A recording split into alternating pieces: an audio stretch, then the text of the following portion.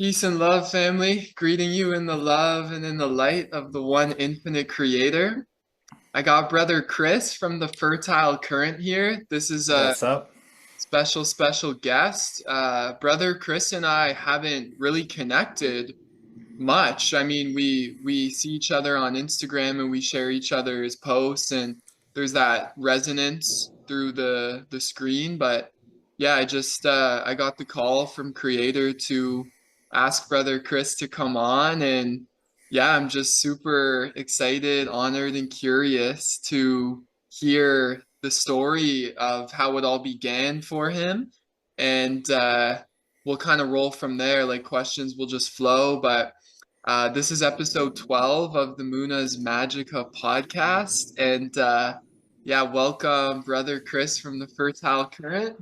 Thank you, my bro. I appreciate it. Yeah, Do yeah. you prefer for me to refer to you as Mona or Steven? Oh, good question. Yeah, you know what? It's a different energy, but Sure. I'm just um, curious. I want it whatever you prefer. yeah, you know what? Like Muna's good in this context. Cool, cool, cool. Yeah. Just making sure, man. Making sure, like you said, this is our first time meeting not in person, but actually conversing with some face-to-face, some relativity here of our facial expressions and whatnot besides messaging. So it's a pleasure to be here. Thank you for having me on your podcast. It's a great endeavor you're doing here by giving everyone a platform in this realm. So we appreciate it. Appreciate the work you do. All your tinsel work is lovely. Always so nice. And so yeah, this pleasure to be here with you, man. Thank you, brother. Thank you. Yeah, so let's start from the beginning. Based on Well, there was this sound, right? okay. And I'm just joking. No, let's get I'm just, into it.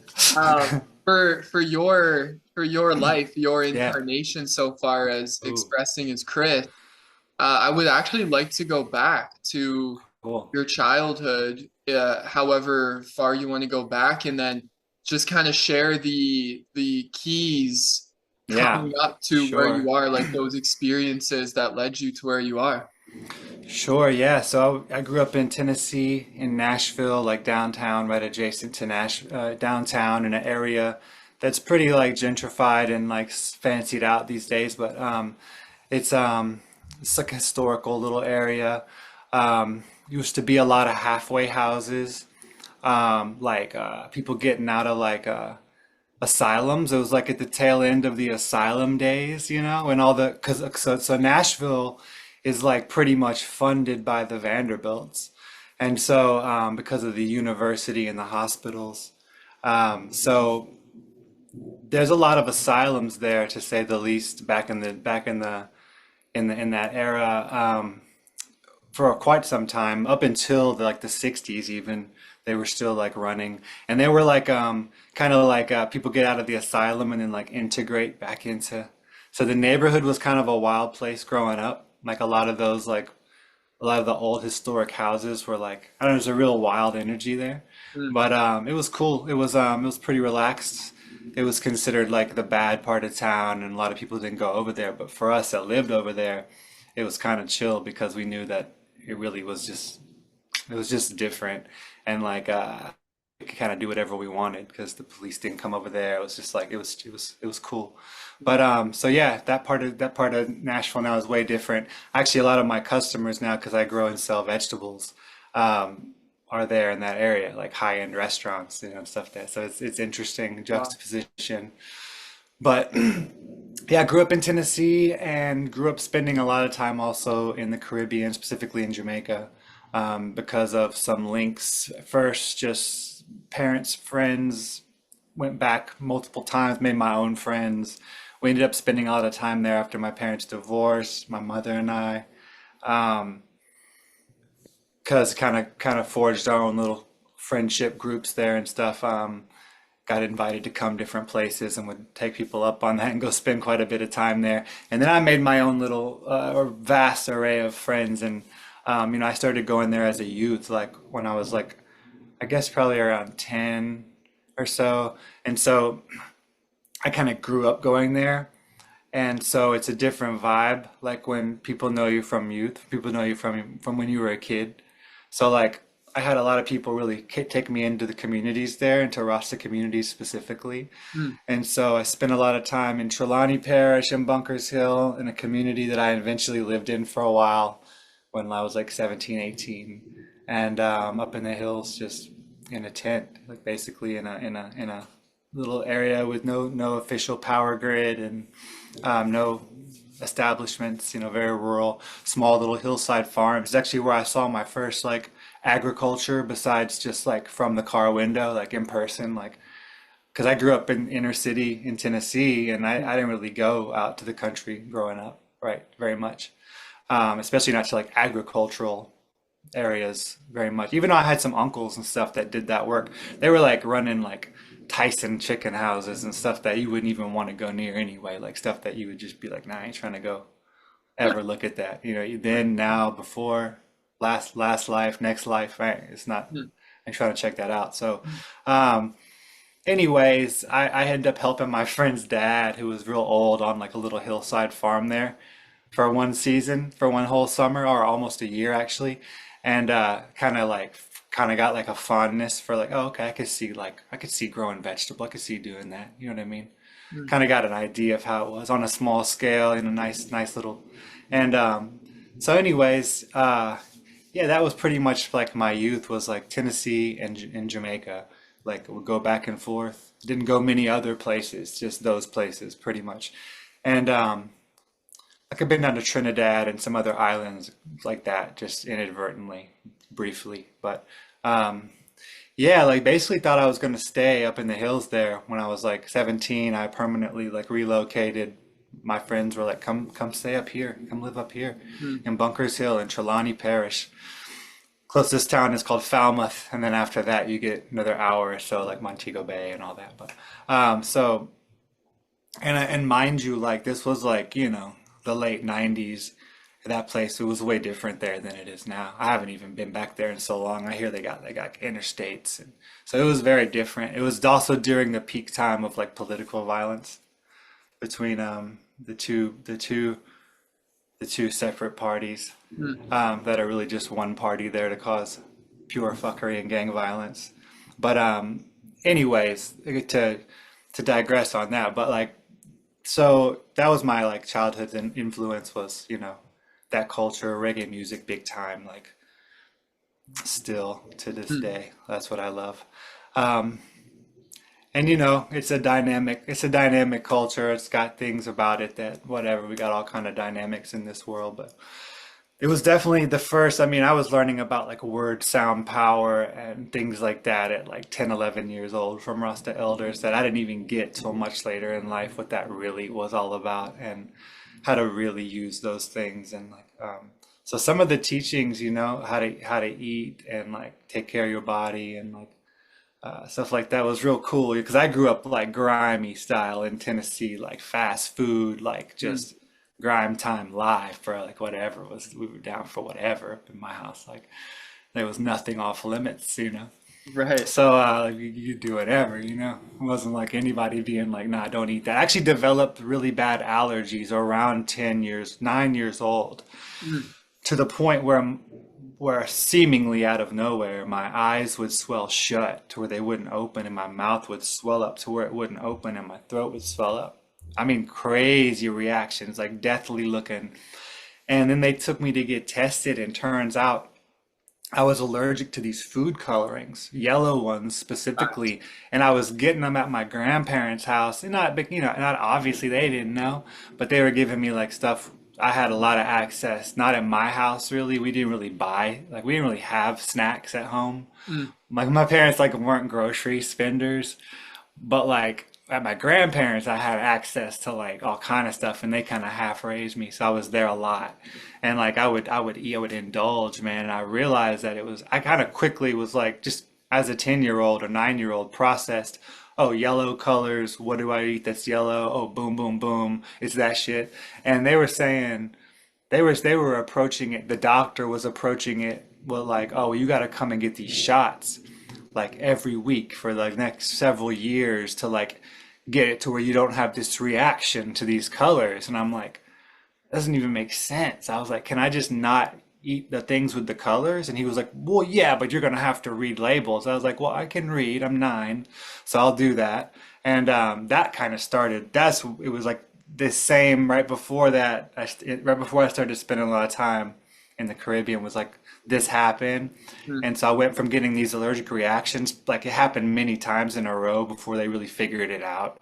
And they were so crazy. And I realized that, oh, I can just like avoid these foods, and these foods are making me, these shits are killing me, you know. And then also like another thing I was highly allergic to, because I would have these reactions at this really grimy little daycare that I went to like after school, and they had like roaches, man. I was allergic to the roaches because like allergies are like an autoimmune response. They're like telling you you either have like way too much of exposure to something or maybe an extreme deficiency. It's these yin and yang conditions, how we would look at it in traditional Chinese or medical qigong pathology, but even then it was like, oh, I'm overexposed to these. I mean, it was like one of those places where you like open up the game closet and they would scurry everywhere, like a grimy little spot.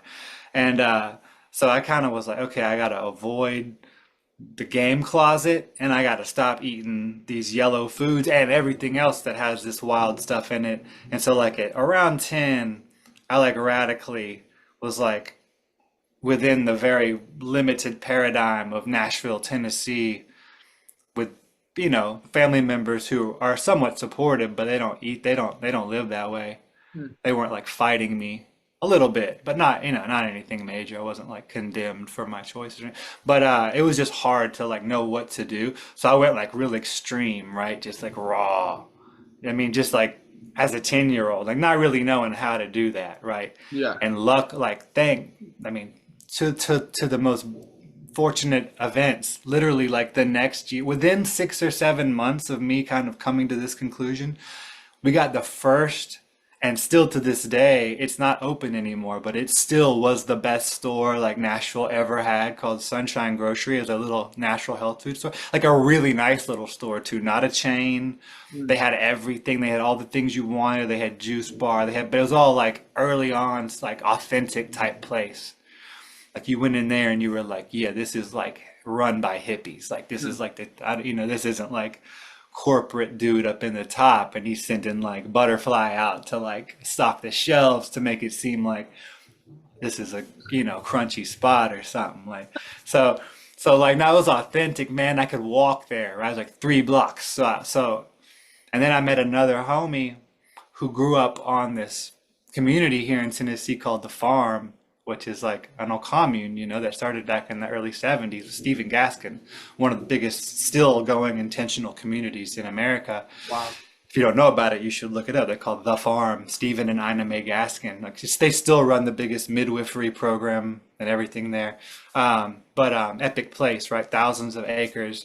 Um, they all came from California, from Berkeley back in the day, and started 3 communities, Wow. one in Wisconsin, one in New York, and one in Tennessee. And the Wisconsin and New York one did not last, but the Tennessee one persists to this day. And so I ended up making a friend who grew up there, but then moved to the city. And he had grown up they eating like more like that too. And so then I started eating with his parents at their house a lot. So I had some people that really like helped me out as a youth, like show me like how to do that, like how Hmm. to like change those things in a real way, like in an enjoyable real time way, like, Totally. and still be a part of like society. You know what I mean? Totally. Not like just totally hermeticize yourself, like, Yeah. which is a fine option, I guess, if that's what someone chooses. But at the same time, it doesn't feel very like it Totally. doesn't. It's just it is what it is. Hmm. So anyway, yeah, that's kind of the youth story, bro. And then, like I said, like I got invited to just come live up in the hills, and so I did that.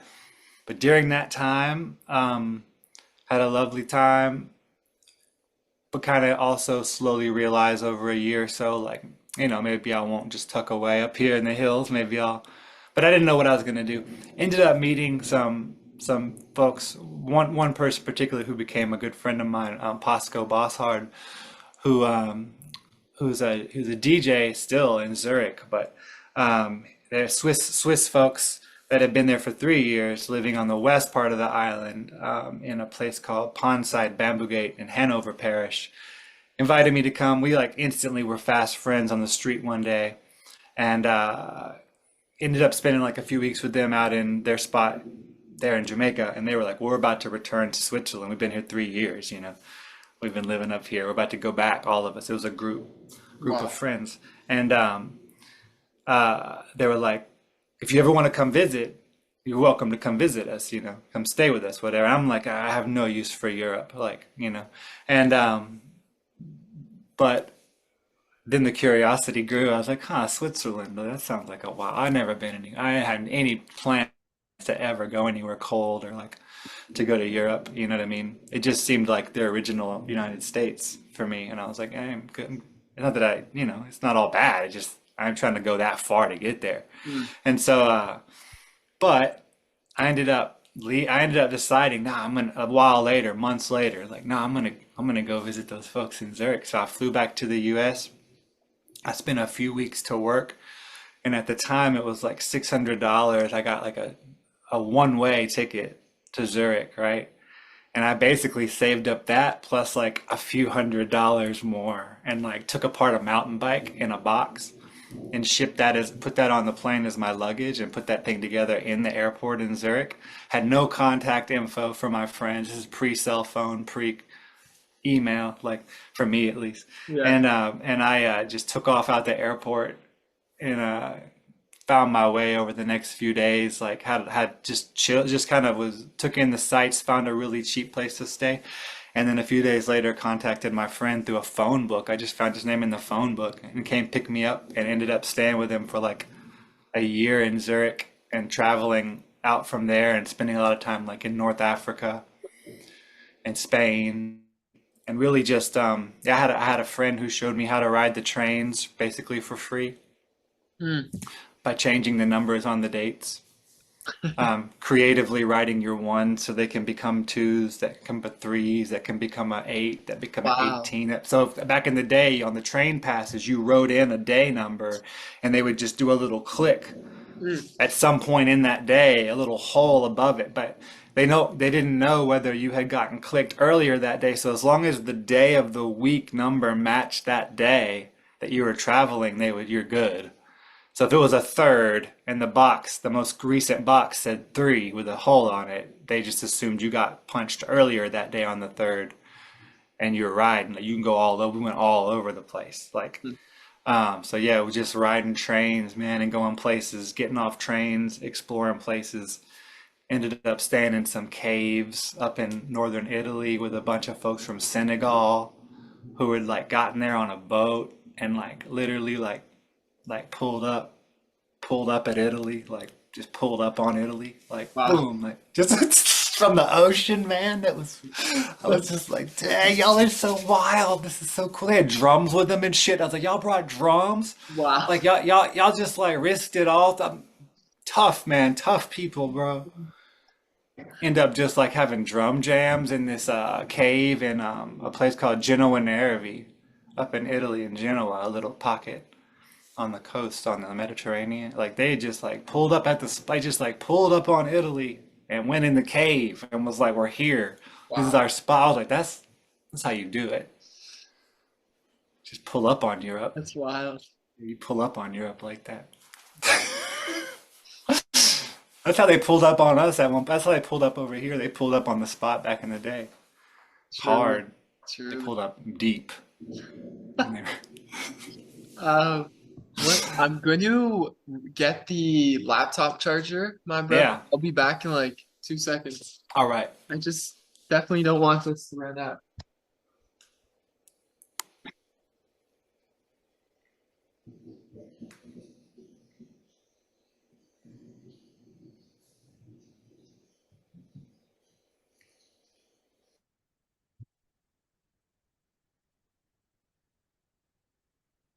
All right, so we're gonna get into the Chinese medicine right here.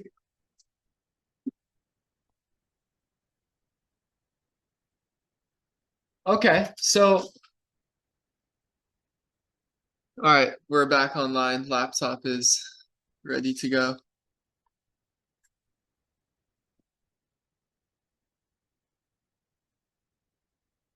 Check, check. You froze.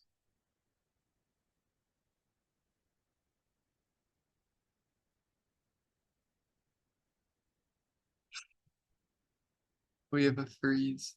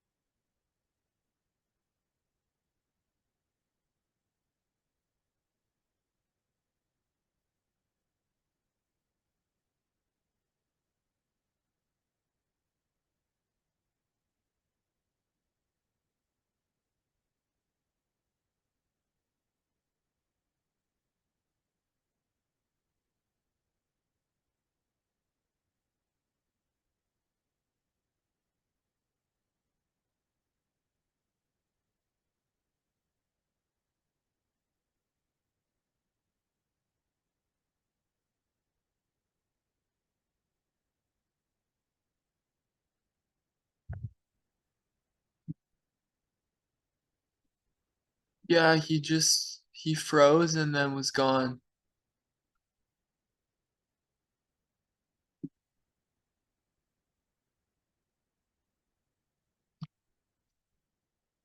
And the recording, is the recording still on? Yeah, the recording's still on, so that's okay. I think he just lost connection.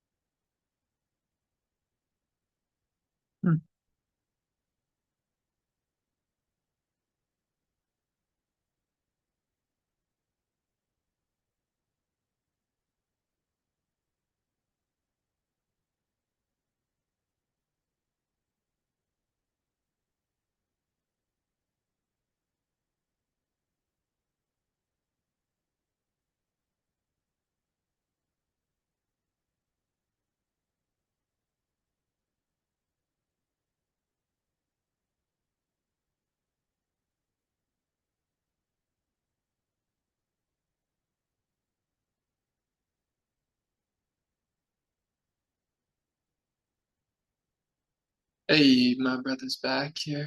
Blessings. Video back. There we go. Hey, All right. Yeah, my son accidentally turned the internet off. stop. Yeah. And I That's was like, hilarious. I couldn't even, I didn't even know what was going on for a second. I was Oh, I'm like, so all right, happy. all right. Um, that's cool. Well, it's recording. I'm gonna edit it on No, DaVinci. no worries. Yeah. Yeah, yeah. Cool. Okay, so when I came back, I think we should drop into, well, I had so many questions from that. I guess I'll start there. Um, where like your spirituality in all of this, your connection with source, like I'm just curious of how you would describe in what words, what terminology, what kind of tradition, uh, Yeah. what got you to, because what you do is obviously it's a certain vibrational frequency of consciousness that is not your average Joe. So I'm curious, like, did you grow up with a natural connection or what happened? Yeah.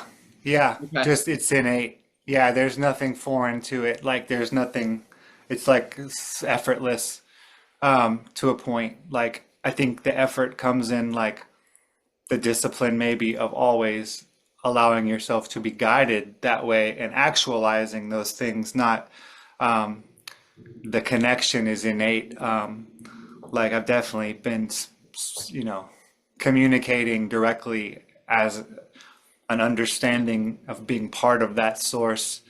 Now, maybe finding the language is a different journey, finding the language to share those concepts, especially in terms of when it comes to agriculture and medicine.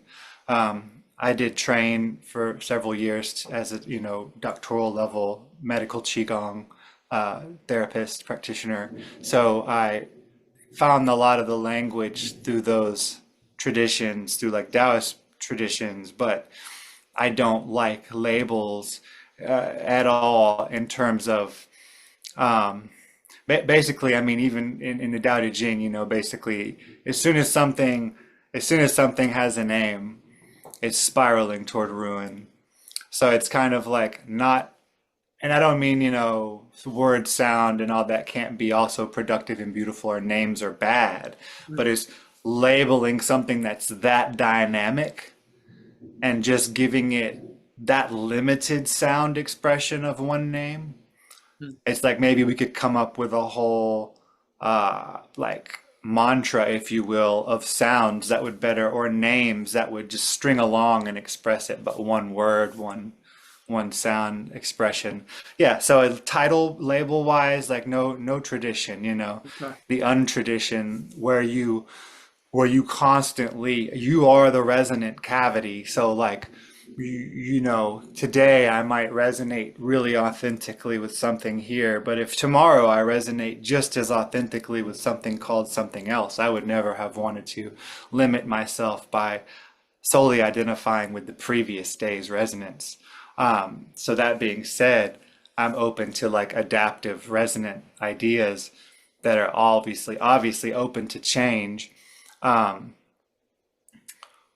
and when it comes to expressing these things to others, I do use a lot of like Taoist traditional heaven and earth language, which really is not, we call it, traditional Chinese medicine because they did a really good job of writing it down when they had it in their clutches. Right. Because now a lot of that medicine actually um, isn't centered there whatsoever. Even in Asia or in China specifically, it's not centered there now. It was when it was in their hands, just like when it was in the Kemetic hands, and when it was in, we have different ways this medicine has been expressed. This universal, basically, it's the pattern of the implosion of life. It's the God pattern, and it's most powerful the more God units participate in the work. So that's why, like, a manifestation of many, many people, a congregation, that's why these things are powerful, is because we're each contributing parts to the ocean of God. And so when we put more droplets from this ocean into a container of action, it's heavier and bears more weight. So it has more gravity, in the sense of gravity meaning like seriousness or force. Not speaking upon the phenomena of gravity, but yeah. So that's kind of the basis of it. It's like I do things from certain traditions, but it's man, it's wide open. Mm, My personal culture is like it's just personal culture. It's all the yeah. culmination of your experiences and your influences and what you prefer and don't prefer, you know, trying to align the individual, like in medical qigong, basically we tune the resonance, the resonant percussiveness, the photopercussive resonance of light in organs, right? How does light resonate in organs?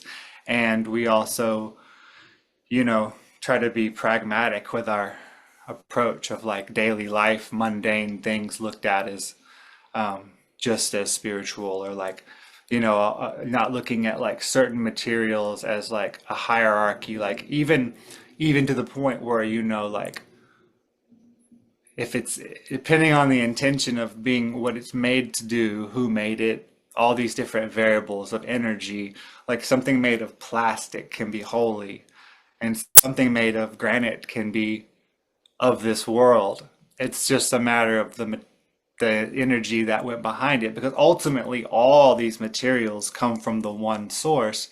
Absolutely. There's one, and we look at it, yin and yang, those are phases of the one. So, that can be expressed through like electromagnetic induction or the induction of a Wei Qi field in an individual by taking in it's the difference of potential between heaven and earth. Just like in a conductor in electrical systems, it's the potential difference between the two polarities, between the positive and negative point. And if there's a deeper ground, if there's two grounds in an electrical system, there'll be a bigger potential difference between the one that has the deeper ground. So that's why we try to get our root, and we try to extend our so we are a conduit. We are a conductor between heaven and earth energies. We're a vertical conductor, you Mm, know, when we're standing up. So it's all relative positioning. We're yang to the earth and we're yin to the will of heaven, as I like to say. So if we can put our will in phase with the will of heaven, then we can conduct those actions, and then we can manifest our will outward onto this earthly plane, which is here to receive the yang, which is the advancing, and we're a part of that. So like, you know, sometimes people will say things like, well, if I about things about nature as if, and they divide themselves or separate themselves from it. Like, well, that doesn't happen in nature, referring to something a person did. And it's like, well, that person or I am not separate from that. So it does, in fact, happen happen in in nature. nature. You're using divisiveness. Right. It's more of the same fuckery. It's more of the same Hegelian dialectic deception of dividing things that are one thing to get people to both choose that one thing, Mm, under the guise of options. So it's just a micro political system, a micro imperialistic idea that's just slithers through every crack possible, if you allow it to. But absolutely. I like to talk about the bandwidth of blessings, and like we tune antenna systems and agricultural systems and our body systems all the same way Mm, by basically tuning what we allow ourselves to receive, mm, for better or for worse. wow. Hmm. Yeah, I resonate with all of that. Would you say that just the simple word love being in my understanding the substratum, the life itself, this is made of this intelligent energy that we call love, and it's funny, it's like that analogy of a fish, like a fish in water. Like we are those fish in the water, this sea of energy, and we were overlooking the obviousness based on where we're putting our attention on this little thought, this petty little thought that in my experience there's this we've called it the ego, or all these traditions will call this a different thing, or Maya. But Hmm. it's so interesting to see that, like, when you watch a thought disappear, what remains? Like, I come from, a background of like Ramana Maharshi and these teachings of self-inquiry and Atma Vichara. And when I first read in a book, like, it was like maybe 10 years ago, I was coming out of addiction when I was younger, when I was 18, and then uh quickly just like flipped, and then I started listening to like non-duality teachings, and then came across Ramana Maharshi's teachings. And when I read for the first time him saying, "You are awareness, just be as you are," it was a feeling that I never, like, it was that unconditional love that I remembered, but I didn't really feel it up until that point. And it was just simply this man saying, just be as you are. Like, you're Hmm. already perfect. Yes, we call that the Yuan Shin in medical Qigong, which is like the original spirit. Wow. And our organs are all tuned to the Yuan Shin, Hmm. like kind of when we're born and when, in our ideal states. Let's call it Right. ideal resistance in the organ circuit. Um, for the liver, that would be like benevolence and kindness and the color green, Hmm. color Kelly green, in the kidneys, it would be lack of fear, it would be confidence, and it would be dark blue. These are all just ways to express it, but you've created that type of resonance in the organ system to facilitate the yuan shin, which is the original nature of the human being, the original perfect spirit that everyone is capable of getting back to. Hmm. And then we acquire nature. We call it the jur shin. So it's like the acquired spirit. Like the acquired spirit of the liver may be frustration or anger, or the yin version of anger or depression when it's turned inward. So that's very resonant with me. And also, like when you say, like, what happens to a thought? Like a thought is a vectorized energy, right? Hmm. You've taken energy and you've focused it, and in this case, on something, or some situation or collection of things that make up a situation. And when you dissipate it, you've rescalarized this thought. You've sent it in all directions equally, without vector. You've basically then opened up this blank canvas now where it was painted with perhaps something you didn't want it to be painted with. You've erased the canvas, and now you have the potential to now repaint that canvas, or that space up on the canvas, that corner of the canvas at least, with what you do wish to have in your mind, which then comes in, all the myriad of techniques that could lead to thinking what you want to think, Hmm. to fill up your Wei Chi field or your biofield with this type of information, not only for yourself, but then to commingle with the biofield or Wei Chi field, outward field of others. Hmm. Um, so it's about creating this implosive creative field that's supercharged, right? And then emanating this field, and having enough to like communicate and share that with others, at least from like a qigong perspective. And that inner field is the nei qi, is the inner, and the outer is the wei qi. Um, Both are equally important. I mean, those are the two phases of the one life force. Hmm. Again, and so yeah, when you take a thought and you truly dissipate it, meaning you're not even thinking about not thinking about it, then you have rescalarized or scalarized back into potential energy, which now you could fill up with new thoughts, thought forms to actualize into kinetic energy. Um, and that's another exchange of charge, inspiration, aspiration. It's breathe in, breathe out, right? So like, and even on a psychological standpoint, you get super inspired and you don't actualize them, you have like an overload of your circuitry, right? The same way, if you're uninspired, it's like an attenuation of the spirit, so to speak. And so you don't actualize in that sense either. Both are like electromagnetic phenomena, or you can at least look at them through that lens, psychologically, physically, agriculturally.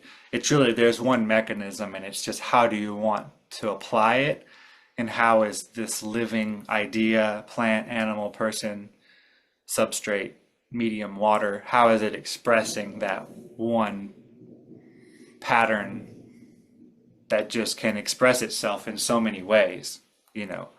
Soil has ion exchange, we have ion exchange, like our breath is our electrocatalyst. um, it's never not the case where life is found, you know, or even enlivened mediums are found. There's always this exchange or interchange, of the phases of the one. So I think I call it the observance of sameness, like my overall kind of just, whether it's medical through a body for agriculture. Once you start seeing that everywhere, you're like, oh, okay, if I want to energize something, this is very general, but here's the general formula. Now, how would I apply it to this situation, this medium, this activity, whatever it may be? So that's how we use the agricultural systems, you know, like analogous to how you would Yeah, energize a let's body. get into that. Sure. Yeah, a deep resonance with that description. I that's what I was looking forward to hearing God described in this way. It's phenomenal. I that's why I'm saying it's an honor to talk to you Oh, because thanks, man. the consciousness is just so rich, and I'm just really really happy to be connected with this consciousness, knowing that I too am of that same nature and I have that capability as well.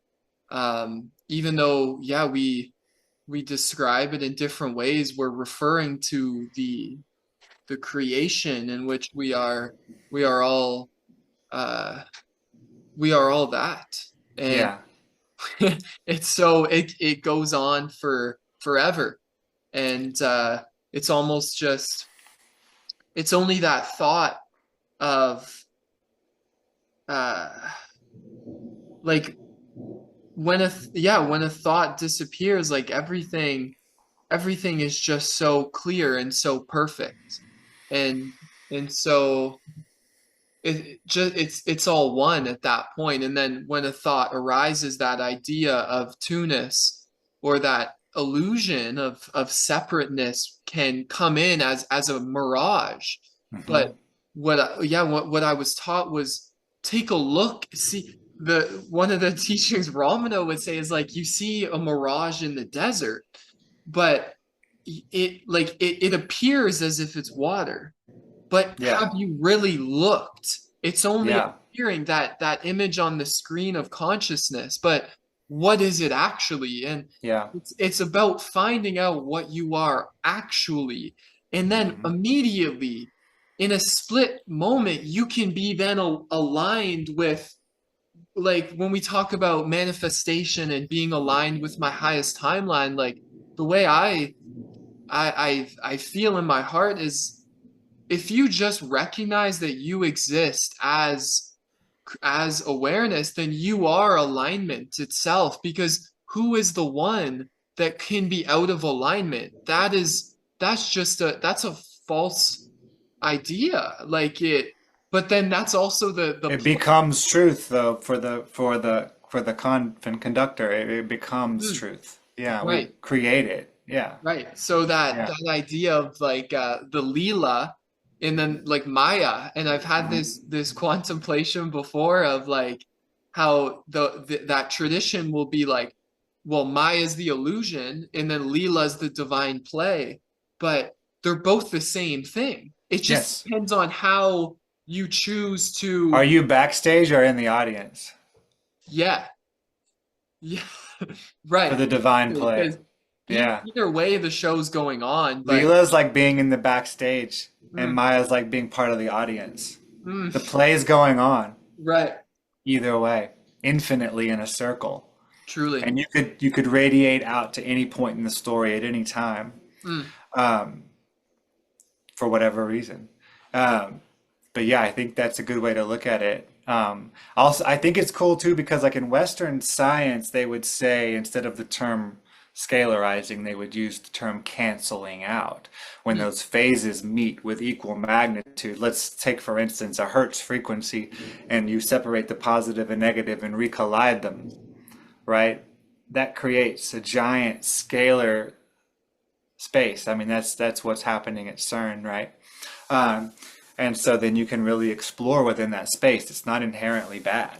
It's what are you going to do with that space? Spray paint isn't bad. Are you going to do art? Or are you going to go trash some shit up? That's all it is. Um, it's that's all it is. There's only energy. Like I welcome like negative energy toward me because it's just energy. Like the universe and God don't even know those terms. They right. just see the energy. There's no bad, like if it's vectorized and sent where power is needed and can be handled, there's no bad electricity. So like it's just more power for the system, Mm, you know. Until you've reached your point of capacitance, and then that's on you. That's on you as a cultivator, as a body, as a living being to create your capacitance level. Um, that's what we call these ancient Qigong masters. You know, they had capacitance levels that were so great that their emanating induced field was so large mm. that, you know, their students could feel them from hundreds of miles away and know where they were because they could just, it's Wow. like a beaming signal, you know, especially Wow. when you're tuned to that signal and have been trained within that field. Mm, Um, but we know that like energy doesn't disappear, it just transduces. So, into a different form, usually like mechanical to electrical type of thing. But that mechanical energy didn't disappear, it didn't cancel out. But so when you collide these, like even just Hertz frequency potentials back, you know, separate them in equal magnitude, equal amplitude mm. back into each other, that's kind of like the mechanical or electrical, electromechanical way to create that field. And we use that in some devices and things like that. But what happens is from the point source of radiance of that happening, it just gets quieter and quieter. It doesn't disappear and eventually becomes quantum information. And that's how like something that's like the hundredth monkey thing. Like, you know, someone over here or a group of people have this experience, and that consciousness from that experience can actually be received by those who have allowed their bandwidths to receive information from the quantra and from the minutia, and can get past some of the immediate macrocosmic dealings, then you can get that information and you can use it very practically in real time right now, you know. So the idea that energy can disappear, and the idea that light has a fixed speed that we can base things on are the two biggest lies perhaps in like our existence, at least with understanding like physics and quantum timelines and things like that. Not that we should understand it all. Like mystery is great. Like I'm not even, that's fine. Like I love not knowing things or having the mysteries to ponder. Like so that's Right. all good. Like we don't have to explain it all either. Like even with the electroculture systems, which are pretty simple and basic and work on very basic principles, Mm, um, and are not very transcendental at all. You can add elements to them that are, but like radionics and different things that I mean, become a little more, involved or open-minded, needed. You know, you have to look at things through certain paradigms. But electroculture is very straightforward. But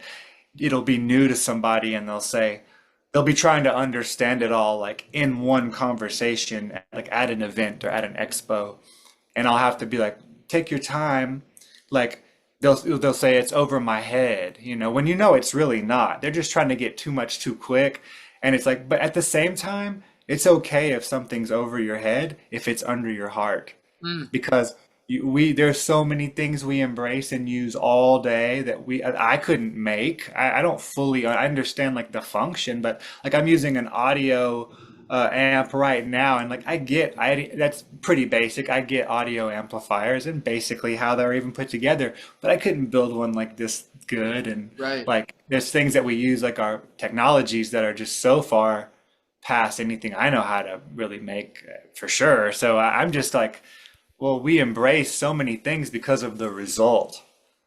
So understanding's great, but that's an ego maneuver and it's valuable and it helps us. But like, knowing something with the heart mind is far more valuable if you had to choose. Now, knowing them with both is what will help proliferate something. Like you find someone that knows like tensor technology like yourself with both your heart and your ego mind Yes. because you've done the research, but you've also been doing it. So there's a big difference between knowing about something and knowing something. And that's the difference between someone who just tries to promote or talk about an idea than those who actually do it Mm. and can share like the actual resonance of the experiences because just a different level. Like, and that's who you want to learn from. You know what I mean? Like, you want to learn from, you don't want to go learn about tensor technology from someone who just owns tensor rings. Right. Not that they don't know. I just mean like if you got a choice, I'm coming to see Moona who makes all the, the harmonizers, the tensors, the wearable pieces, the different metals, there's just levels to everything. Mm. So we can't all be experts on everything. So like I'm gonna defer, you know, that part Right. of things to someone who's spent more time on it and who lives it, who knows it, not just about it. Mm. Yeah, that's so key, brother. Because I came across it from the heart and I felt it. And when I saw this, I something in me happened. Like Yeah. I saw it and it was almost like I remembered this. Exactly how it is with me and the antennas. I know exactly what you mean. Yeah, it was crazy. It was like, Yeah. what is this? And Yep. then like learning about Slim, it's like Yeah, the yeah, yeah. the magic it's the most magical. And when you're connected to your heart and like you're saying those prayers of being of service, how can I be of service to the creator in good ways? And then the creator's like, well, this, like, start making this, and it's like, Yeah. okay. And it's just like the magic. One thing I wanted to ask you was, like, I love everything that's being shared. How would you describe the ring? Like, if somebody was coming to you and like your way of describing a tensor ring, because you were talking about that scalar field of Yeah, that it's a vortex field. potential. Yeah, and it's The vortex field. how you're utilizing this field. So can you Hmm. can you share more about that? I look at those rings, the tensor rings, and I'm not the tensor ring expert like you would be, but I look at them like a two-way vortex, basically. Two-way meaning like going outward, basically, in both directions. Correct. Now there are twists that you can do differently, but I'm talking about the traditional like Right. clockwise Yeah. twists. And basically, you are going. So let's take the heart, for instance. We know that the heart induces a magnetic field by vortexing. It's not a pump. We know that Yeah. now, right? We've seen the video. It's folded out. It's a folded vortex. Mm. And my thoughts, my theory is that the Earth is exactly the same as the heart in every way. So it's a folded vortex. Mm. And the Cambrian layers are simply folds in the vortex. But so, the heart is vortexing supercharged particles or plasma, just like the center of the Earth is vortexing plasma. No matter how you see the shape, we're looking at a toroidal field of energy, actually an implosive toroidal field of energy with a vortexing center, right? Just like the heart, it induces that magnetic field through the vortexing. And it's kind of a chicken or egg thing, but Right. we know that magnetic phases induce voltage in a conductor and that voltage in a conductor imbue magnetic phases. Right. So can look at it either way. It's electromagnetism. They're inseparable, and they're it's all light, and that's why you can't really separate one from the other because they are the same thing. They're the different phases of light. So back to it. The heart is vortexing the supercharged particles or ions, um, creating this magnetic field. And when you combine a magnetic field with variable electrical input via our byway, you have an isotropic field that's formed, a spherical field, and that's what we call our Wei Qi or biofield. So when you're using the tensor, you're vortexing and supercharging ions in the air, and then when you put it around something, you're doing that with the ions of that thing, whether Wow. it's a person or an item or a cup of water. Right. So it's essentially, again, like this is literally right. Got the same one up there. This is literally like this. That's why they vortex. Way they vortex. That's why it swirls. So that's why we vortex biodynamic preps because then they actually and then you spread the droplets very sparsely because each droplet has a radiating field from all the vortexing, so it covers a large area each droplet of the solution Wow. versus having to saturate a solution simply to use its elemental properties Mm. because that's we're relying this is like phylums of energy, right? And like you have plant realm, mineral realm, ether, right? All these terms we know, but in essence we're talking about supercharging ions or elements to where we can use less physical elements and then take advantage of the energetic field around the element or physical matter for application. Wow. Amazing. So yeah, I think the tensor rings supercharge ions um, in whatever's inside of their spherical field. Yeah. So, Versus like a split ring, like a Lakhovsky ring, which is an oscillating analog circuit and right. has a point of capacitance in the air gap. So where, yeah, like just by me holding this and these the way that I learned it was like that beam of that vortex of light that's a Mhm. pillar. It's the pillar. Right. Uh like like how powerful are these things? Like because like intuitively I just there's something that tells me these are very powerful for healing. And so how would like I would just love to hear how you would describe like this energy, how it benefits and how it assists us and supports us in healing holistic health. Sure. I mean, it comes kind of what I was just saying in the sense that it's supercharging your ions. It's charging your ions with vortexing. You are, just like chi energy, right? We collect the heaven energy and we collect the earth energy, and we implode them into our Dantian, basically, Mm. or it implodes